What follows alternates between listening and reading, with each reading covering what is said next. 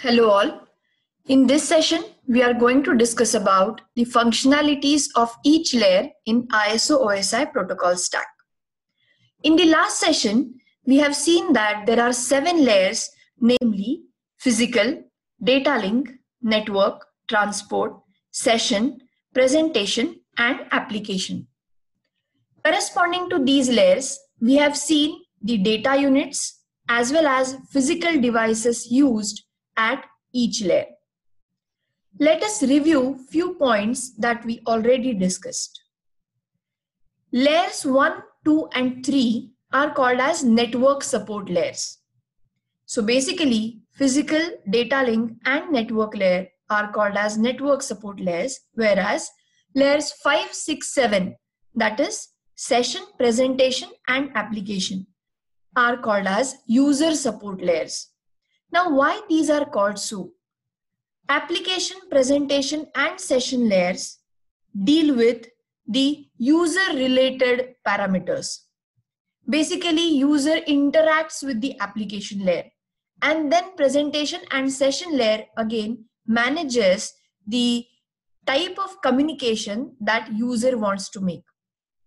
Whereas layers 1, 2, and 3 decide about how to route the data or how to transfer the data from one location to another location. So it deals with the network parameters. Layer 4, which is a transport layer, is an interface between network support and user support layer, which is implemented in software as well as in hardware. One more parameter, layers 1, 2, 3 are implemented mainly in hardware. Of course, there is a software implementation element, but mainly we can say that layers 1, 2, 3 operate using physical devices. Layers 5, 6, 7 are implemented in software, and as we have discussed, layer 4 is partially implemented in hardware and partially in software. Let us now start with the discussion on functionalities of each layer. The very first layer is physical layer. The physical layer deals with the movement of individual bits. We have seen that the data unit at physical layer is binary bits. So physical layer is responsible for moving the binary bits over a channel, and it coordinates the functions required to transmit the bit stream over the physical medium. Now this physical medium might be wired or wireless. Depending on that, it deals with the mechanical and electrical specifications of the connections. That is, which cable is to be used, which connector is to be used, and so on.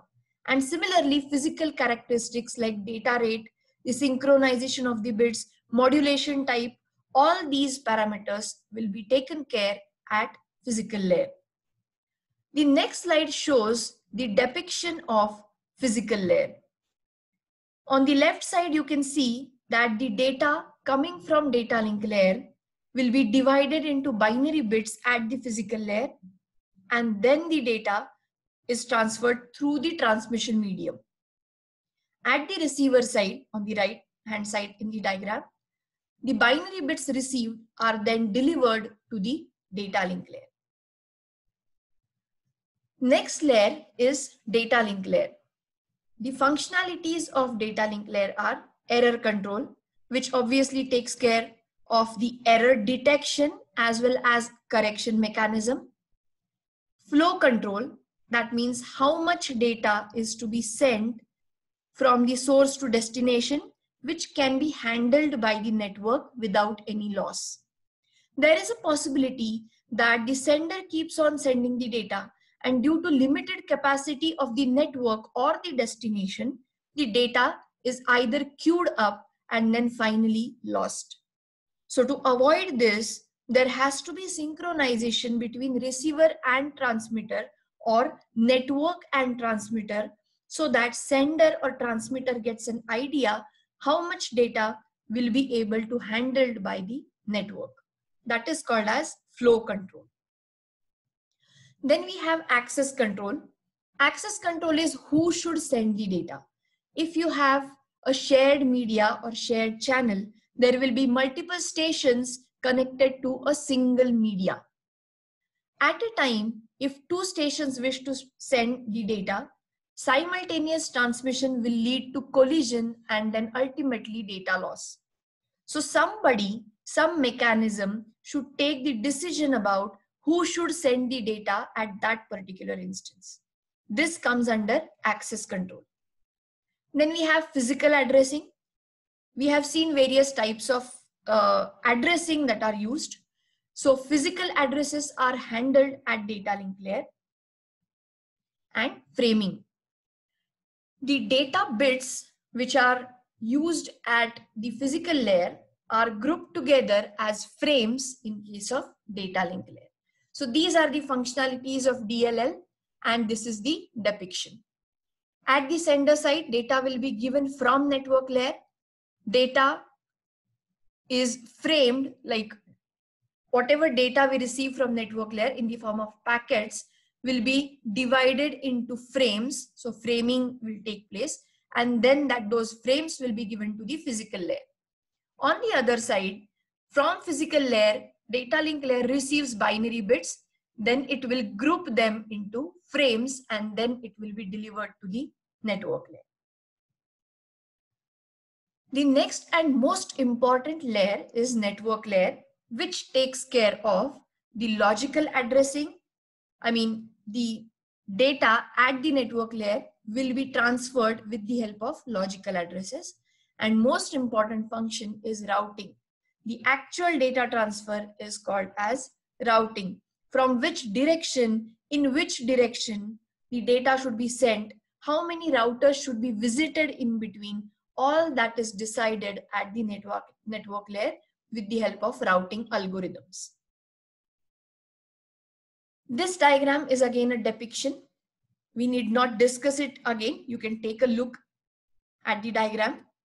And here is the detailed operation of the network layer, which we will be discussing shortly later in the peer-to-peer process and hop-to-hop, host-to-host, source-to-destination delivery. Next layer is a transport layer. Transport layer again takes care of port addressing. Port addresses are the addresses used at the transport layer. Then we have segmentation and reassembly, because the data units at the transport layer are segments. So while sending the data, it is converted to segments, and at the receiver, those segments will be reassembled. Transport layer takes care of congestion control. If there is a congestion, what actions to be taken? Then it uses error, it operates on error control and flow control mechanisms as well. Please understand, error control and flow control are the functionalities of data link layer as well.